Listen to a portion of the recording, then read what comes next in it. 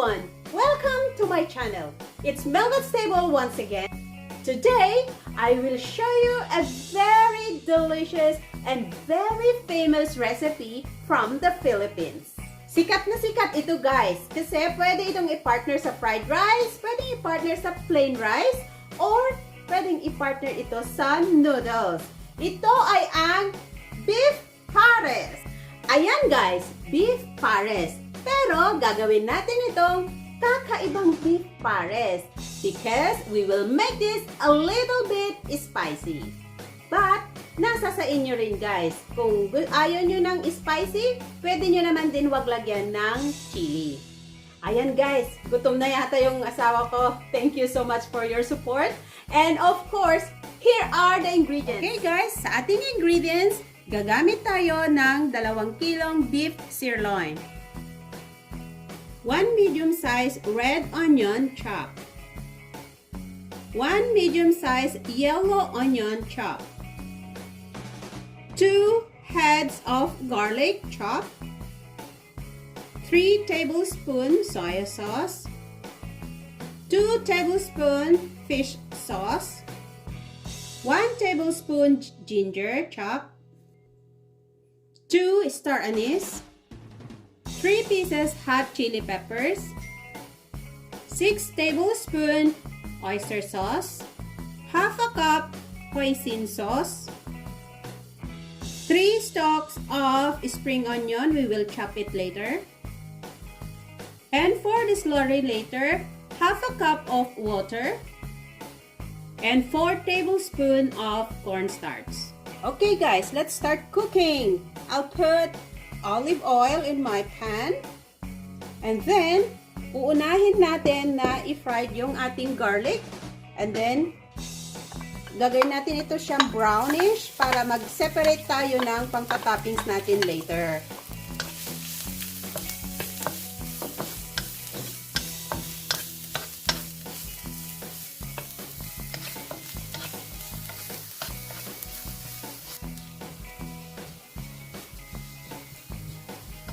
Okay guys, toasted na yung ating garlic. We will just set this aside and we will use some of it for the toppings later.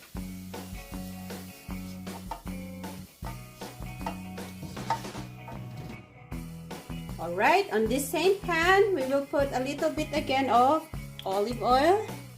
And then we will now put our ginger. And onion.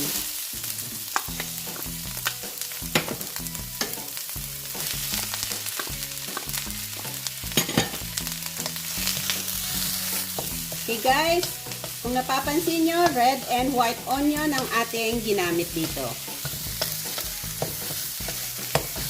So guys, let's just wait until we can smell the aroma of the ginger and the onion. Then after that, we will put now our beef. Okay guys, mukhang pwede na yung ating onion and ginger. We will now put our meat.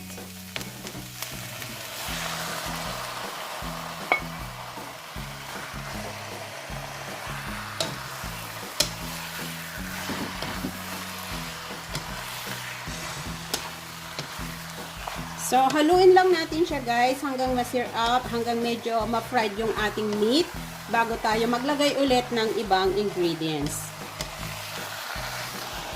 Ayan guys, sobrang bango na yung ating niluluto. Sa lahat po nang nagpa-follow sa aking pagluluto, thank you so much po. And also, to all my subscribers, thank you so much. And if you are new in my channel, please don't forget to click the subscribe button and the notification bells para lagi kayong updated tuwing nagpo-post ako ng aking mga recipe. Okay guys, pag nag-iba na yung kulay ng ating meat, pwede na nating i-sprinkle yung ating fish sauce para yung saltiness niya, papasok na siya sa ating meat.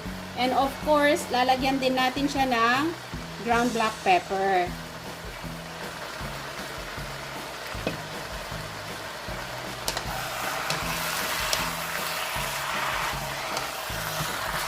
Okay guys, tuloy-tuloy lang nating haluin siya para yung nilagay nating spice is mahahalo talaga siya sa ating karne. Pwede na rin natin guys ilagay yung ating star anise para kasama siyang ma-fry.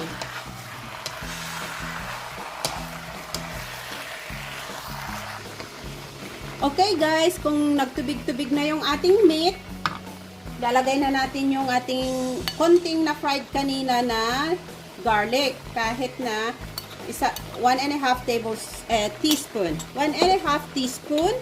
And then, lagay na rin natin yung ating chili. Okay. We will mix this. And then, ilalagay na rin natin dito yung ating naaamoy ko na yung amoy. Sarap. Okay guys, isunod na natin ilagay yung ating soy sauce.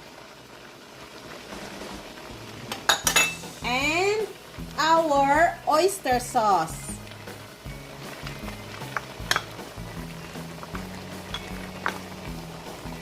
Okay? And then, ilagay na rin natin yung ating hoisin sauce.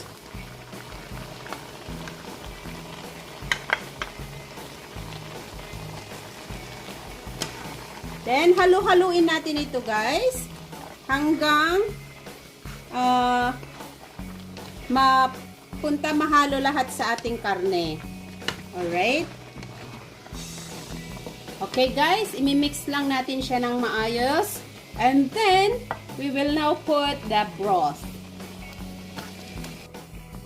Okay guys, ang ilalagay nating sabaw ng ating beef pares ay itong beef broth. Naglagay ako rito ng more or less than 1 kilo of beef bones. And then, 2 pirasong carrots, 3 pirasong celery, and then, ganito kahabang ginger na buo, hinati ko lang siya. And, black peppercorn. So, yun ang ilalagay natin dito na pang sabaw natin. Okay guys, sasalain natin yung ating sabaw and i-measure natin kung ilan ang pupunta para sa ating beef. Kailangan apaw yung broth natin sa beef natin kasi palalambutin natin yung beef ng about 2 to 3 hours. Okay? So, this is 2 cups.